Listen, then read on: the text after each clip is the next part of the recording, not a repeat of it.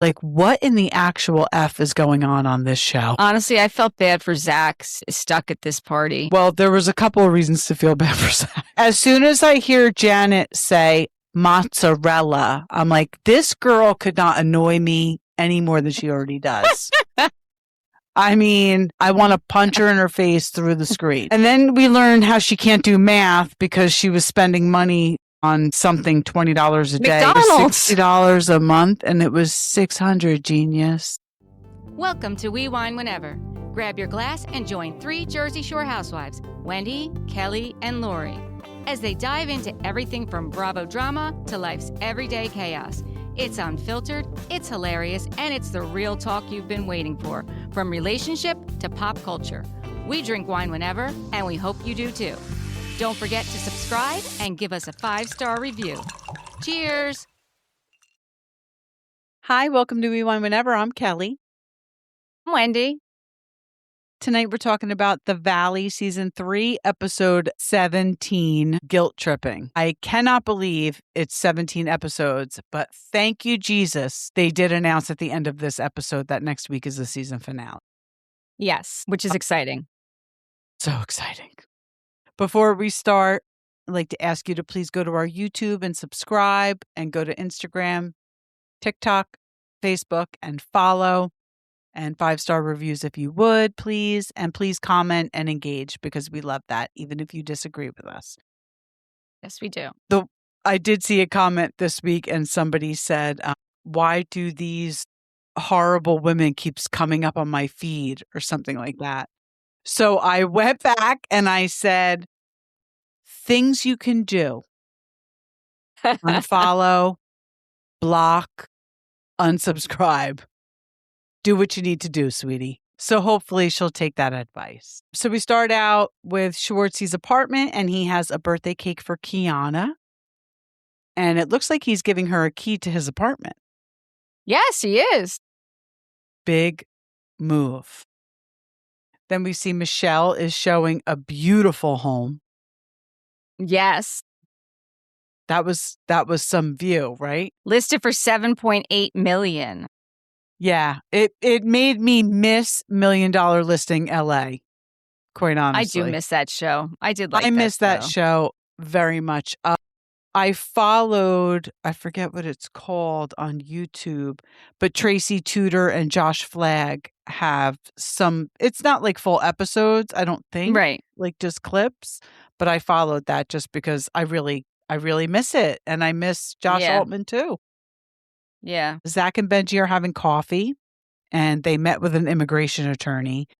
And Benji says he feels like his life is on hold and he isn't working, so he can't even save money for surrogacy. Zach says if they get married, it would speed up the immigration process, but he doesn't want to get married and change his mind about kids. And Benji wants a hard deadline, basically, to start the surrogacy process. Zach asks for a year, and Benji says that's too long and kids are non-negotiable. Blame him. I mean, a year to make a decision? I don't blame him. I mean, they've been together how many years at this point? Either you want kids or you don't. I feel I think Benji, he wants to move on with his life. If it's Zach doesn't want kids, then he's gonna have to move on. I feel like having kids is a huge decision, obviously. Some people, are blindsided and it's a surprise. And listen, a baby is never a mistake, ever, ever, ever. And you adapt. But I think if you're going to go into it with a conscious decision, I feel like a year, because Zach's pretty young, isn't he? Like, is he in his 30s? I think so.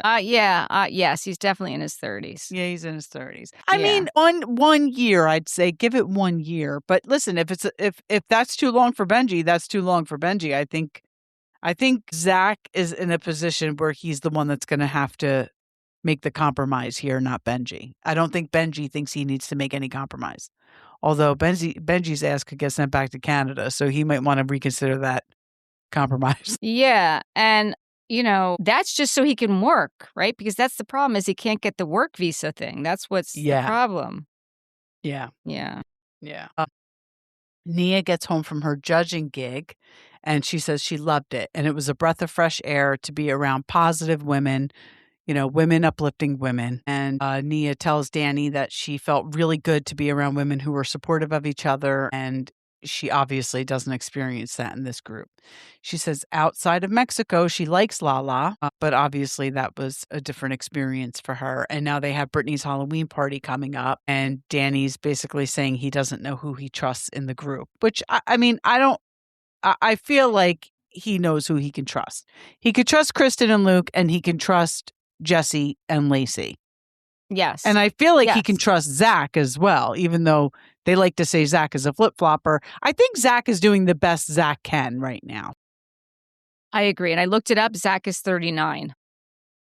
Whoa. All right, Zach. 39?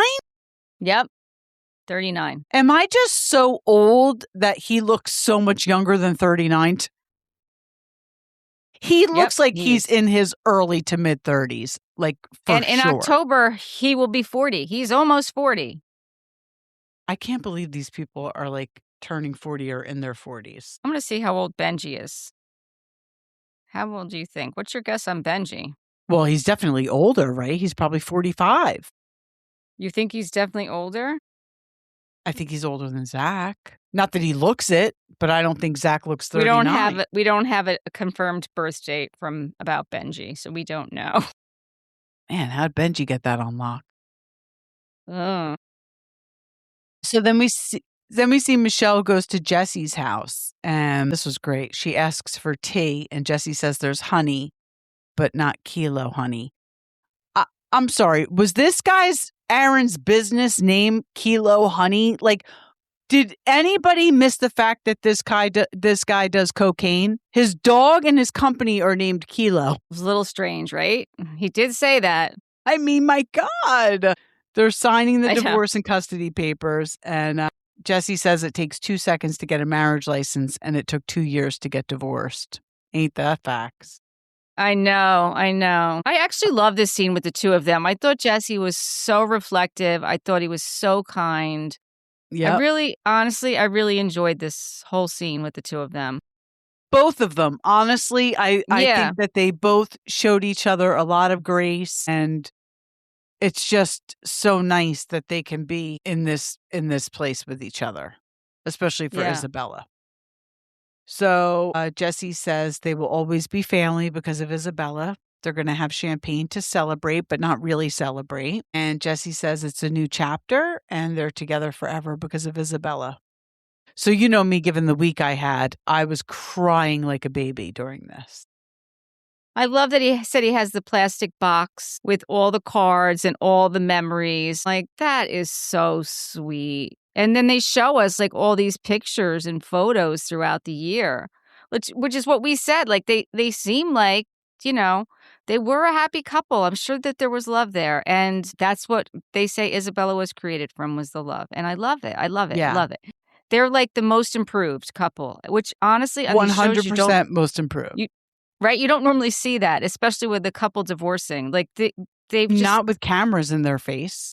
Right. Not with cameras in their face. But this is why I was crying. So I think it is so amazing that he has that for Isabella. Now, my parents are divorced, as you know. They've been divorced a very long time. My mother is remarried. My father has had a lovely girlfriend for 12 plus years.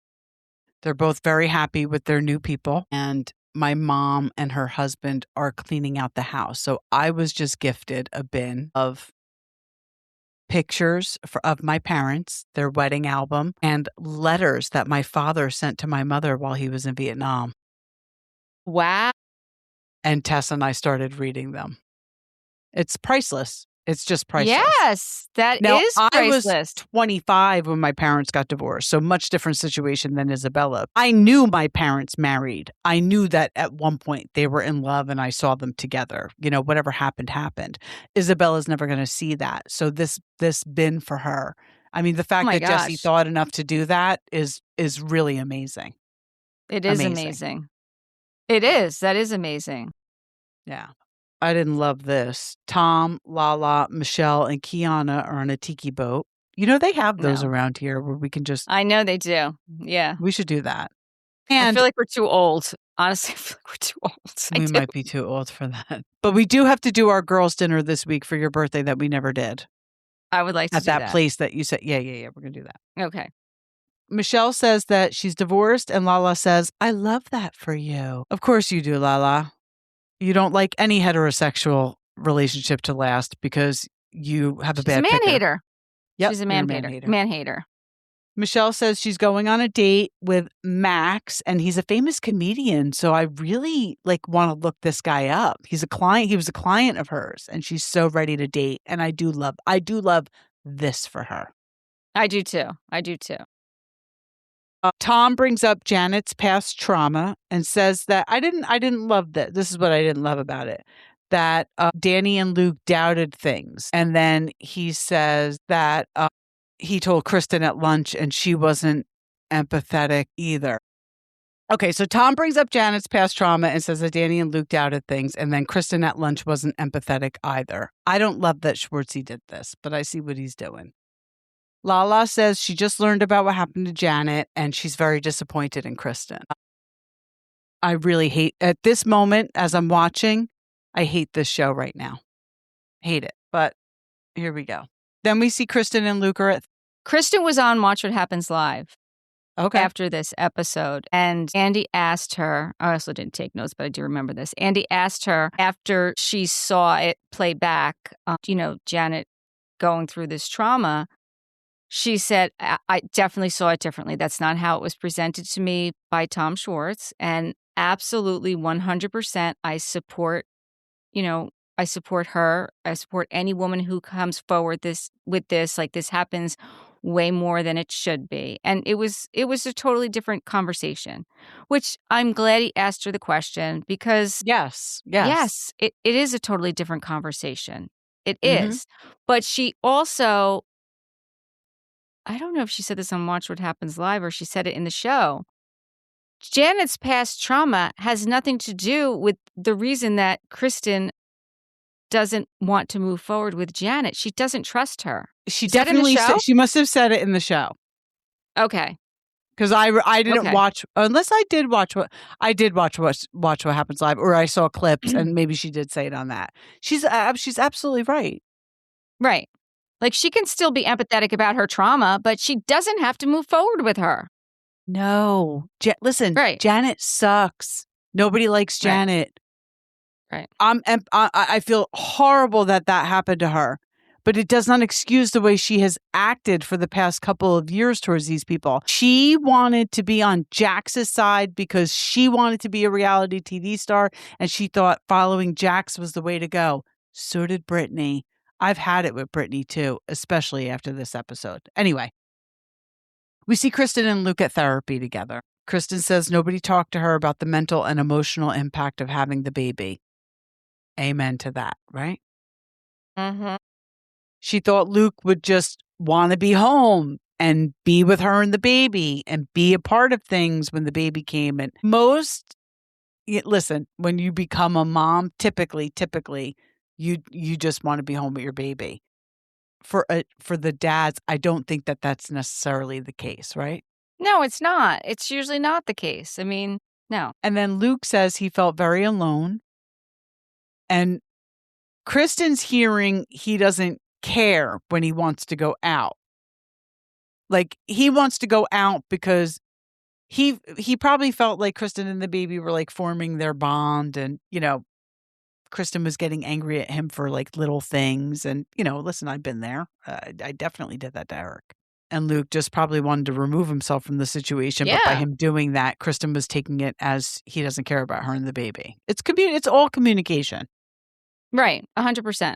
Yeah. This was great. The therapist says having a newborn is like throwing a bomb into your relationship. And honestly, that's such a good analogy. It definitely is. It definitely is. You get past it, you get through it. But with the first, you don't know what to expect. Right. But again, you don't. it's only going to bring good in your life. If you choose not to have children, that's your choice, and that's okay. That's not for me to say it's okay, but that's a choice you're making, and But if you are in a position where you're, having a baby and it's not the most ideal situation, it's never a mistake. It's only going to bring you joy in the Right. end. Right. I mean, You're going to get through the hard shit. Right. It does also come out in the therapy session that he wants to have more children. Right. And, the therapist is like, well, why would you, like, if you're having such a hard time? And he's like, well, I just would like to, get through it. Like just get through it so that we're on the other side of it. And it kind of makes sense too. You know what I'm saying? Like, yeah, he understands that this is a temporary situation. Like, he understands that. That doesn't make it any easier, but he understands that it's a temporary situation. So, like, let's just get, like, and they're not getting any younger either. That's the other issue. They have a biological time clock not on their side, right? Right. He So doesn't, but I she get does. Yeah. Well, I think he does too. I mean, yes, he's younger than her, but remember how worn out he was from drinking? So, Yes, you know what I mean? That's true. Yeah. Luke tells the therapist what he said about getting married. She questions when they got engaged. And Kristen is like, but when you, did that beautiful engagement and this wasn't in your thoughts. And he was like, well, I didn't know pregnant Kristen yet. Not the right thing to say. Not the right thing to say. Listen, and this is one of the things she also said on Watch What Happens Live. Listen, she's complaining to him that, he doesn't open up and he doesn't share things with her. She's like, I can't get mad at him if he says that to me because that's what he's feeling. And how are we going to work through it? And that's absolutely true. And the fact that she acknowledges that and spoke about that on Watch What Happens Live, even when it happened, you could see the look on her face. She's like, oh, that's a zinger. And even the therapist acknowledged it. But she didn't freak out. No, and the biggest problem for Kristen, I feel, is abandonment. Definitely. So him saying anything, like not getting married, anything in that arena is going to set her, upset her. We're seeing a very different Kristen than we used to see. Let's face it. Definitely. Yeah. So them being in a safe environment with a therapist, he should be saying whatever he needs to say because she's not reacting. Yeah. Right. Yeah. Right. The therapist says that this is the repair part. So have the conversation and then just like be still in it, which is great advice. Like let it just sink in. Well, listen, we all need therapy. I know I do. Nothing wrong with that. No. Brittany is at the house with Cruz and she says that now that they're in their house and it's a safe space for him, it's working wonders for his therapy because last year this time on the show this time they were going from Airbnb to Airbnb. That just shows you what kind of person Jax is, that he has a child with special needs and he would rather displace him because of his own ego, right? Yeah, it sure does. Because he certainly wasn't offering to have the kid stay with him. Well, he wasn't capable of taking care of the child. No. Stay with us. We'll be right back. Looking for conversations made for lesbians and queer women? Welcome to LOTL Lounge, the home of bold stories, brilliant artists, and the voices shaping our community. From lived experience chats to deep dives into queer culture, every episode celebrates lesbian life in all its colour. Search LOTL Lounge wherever you get your podcasts and join the conversation.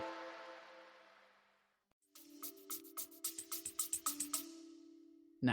Janet shows up, and this is when it hits me. She never has her kid with her. No, she doesn't. So the weight of the house is on her shoulders, but that must not include taking care of her own kid because she never has her kid with her, ever.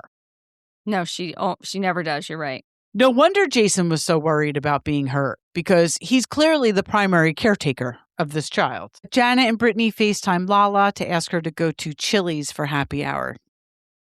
But I've never seen anyone so excited to go to Chili's in my life. Have you? I mean, am I missing something? Yes, we're both missing something. And listen, I'm not above Chili's, but I'm just saying if you're on the valley, you should be a little bit more excited to go somewhere else other than Chili's for happy hour. was I like, mean, okay. level up. Yeah. But she says wherever she's from somewhere where there's just chain restaurants everywhere. So it's like her gig. They're not inviting Kristen or Nia, but they're inviting Lacey. That makes total sense, right? No, absolutely not. Of course, Lala has to bring up the fact that she needs to talk to Kristen and tell her to back off of Janet. Like, what in the actual F is going on this show? I don't know. And honestly, I felt bad for Zach stuck at this party. Well, there was a couple of reasons to feel bad for Zach. Yeah. Gosh, there sure was. Oh my gosh. I mean, as soon as I hear Janet say mozzarella, I'm like, this girl could not annoy me any more than she already does. I mean, mozzarella. I want to punch her in her face through the screen. And then we learned how she can't do math because she was spending money on something $20 a day. McDonald's. She thought it was $60 a month, and it was $600. Genius. Like, yeah. What? Right. And poor Lacey has to go. And then Brittany says, who's ready for Halloween? And I guess she's like leading up to her party. And then Zach brings up the fact that he picked up Danny from his vasectomy, and he's slowly realizing some stuff. Lala says, hopefully Daniel will be on good behavior since he's been neutered. And Janet says, I think we're giving him too much grace. Could you imagine if if a woman on this show had her tubes tied and somebody said that about her, somebody referred to her being neutered on this show? Could you imagine if someone said that? No, I can't. The hypocrisy is so outlandish on this show. Like, I'm all for female empowerment, but you're using the word neutered about a man. And if it was made about a woman, I mean, my God. Janet says she used words she shouldn't have and has apologized and isn't getting any grace. She's never said, I apologize for saying she never sexually assault. She has never said those words. No. Plus, you keep talking about him in a negative manner. And now you have fake Tupac coming at him too. Like, are you kidding me? If you apologized and just started acting normal, you would have gotten grace. But you keep saying negative things. And I'm not saying she's lying. I'm not saying she's making this story up. But 2 years later, you're saying you were triggered because of something that happened in your past. It's just the behavior that's led up to this doesn't sit well. Am I wrong? No, you're not wrong. And like I said, whether Kristen said it on the show or she said it on the after show, Watch What Happens Live, it's in fact true. You can have empathy for her if, for what she's gone through, but you still cannot trust her. You still cannot want to be friends with her, and just let it be. Stop forcing it. Just stop forcing it. Right. And here's my question. I was talking to my friend at the salon today about it. What's your end game? Is their end game to get Danny and Nia off the show? Because I believe that was Jax's end game, to get Danny and Nia off the show. I firmly believe if you get Nia and Danny off the show, you're going to lose a lot of viewership. If you get Janet and Jason off the show, you're not going to lose a lot of viewership. You're probably going to gain back viewership because people can't stand her. I just don't understand. And I'm not saying I want Janet off the show. I don't enjoy her at all. I probably would enjoy the show more without her, but I'm not saying I want her off the show. I'm just saying, well, I did say that on the podcast. Actually, that's one of our most popular clips. Actually would like her off the show, to be quite honest with you, because I don't enjoy watching her either. I don't enjoy watching her. I don't think. Listen. If I don't dislike Danny. I think that Danny has a drinking. I think that Danny should stop drinking. I'm not saying Danny has a drinking problem. I'm saying that Danny's not a good drinker. He should not drink. We've said it a million times. Other than that, he doesn't bother me. Janet bothers the fuck out of me. I mean, she's horrible. She's just horrible. I'm not a fan either. But that's something that Kristen also said that on Watch What Happens Live. Andy asked her, a viewer asked, like, why are you so blindly loyal to Nia and Danny? And she said that she is to Nia. She absolutely is. But she said that as far as Danny's behavior, after she watched the show, I guess there's things that she saw that Danny did that she doesn't necessarily agree with. And that's fine. That's fine. She's entitled to her opinion. She is entitled to her opinion. But right? Here's the thing. We're all in families. We all have friends. We're all in groups with people, right? Your husband might do something that I don't necessarily agree with. My husband might do something that you don't necessarily agree with. This isn't going to affect our friendship. It's never going to end our friendship. And I'm not saying that's even a thing. I'm just saying if that were the case. Right. You're putting these people on a show together where drinking is a huge thing with this group of friends. More so than any other show we're watching. Even Southern Hospitality, where they work in a bar, because they're working a lot on the show where they're not drinking. This show is heavily based around drinking.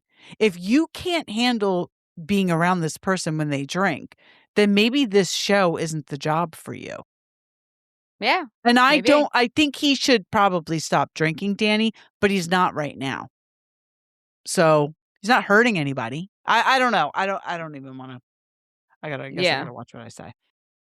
So Zach says, I guess we haven't moved past this. And Michelle says, Danny needs to apologize. To who? For what? Well, actually, she said he needs to apologize and then say that he's never do this again. And he's never going to do this again. And Zach is like, well, it's kind of hard for somebody to apologize for something and say that they're never, ever going to do it again. Like, we are humans. What are you talking about? Like, this is this is ridiculous. Right. So then him and Brittany start like getting into a bit of an argument. And, he's like, you know what? I'm going to excuse myself. Okay, you can pick it up from there. Yeah, because Brittany starts to say how the whole group has treated Janet. And Zach's like, let's be careful what we say. And Brittany gets all jacked up over that. Brittany, I think, has some entitlement on this show, I guess, because she came on as Jax's wife and Jax is some holy grail in the reality TV world to these people. But Brittany brings up that they've been friends for 18 years and he's dismissing her. Yeah, because you're full of shit. You're full of shit. You were totally on board with Jax to try to, smear Danny and Nia. Alex Baskin is Jax's Coke buddy. So he's a producer. He's fully on board. And we know that because this is still going on. Yes. I do think with Brittany, and again, not that I'm defending Brittany, but I do think that Brittany has her own trauma. I think that she's definitely got PTSD. And I think that when she sees, Janet being treated like this, or she sees what she perceived Danny, the way she perceives Danny to be treating Nia or other women, I do think it's a trigger for her. Again, I'm not making excuses for her, but I'm just saying I think that that's where Brittany falls in this whole situation. I agree with you about the Danny and Nia thing. She probably sees Danny speaking to and treating Nia a certain way when he's drinking. That triggers her. But she was totally fine with the campaign against Danny and Nia second season when Jax was behind it. She fell in line there. So you can't tell me that the way people are treating Janet, they're treating Janet because of Janet's own behavior. Right. Janet created her own future on this show. Danny and Nia did not. They were targeted by Jax, which has been made abundantly clear.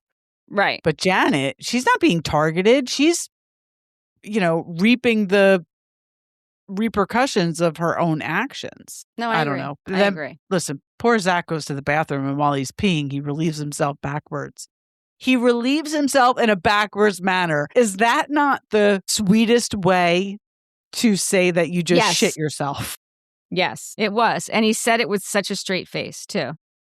Classy, Zach. Yes. Classy. Yes.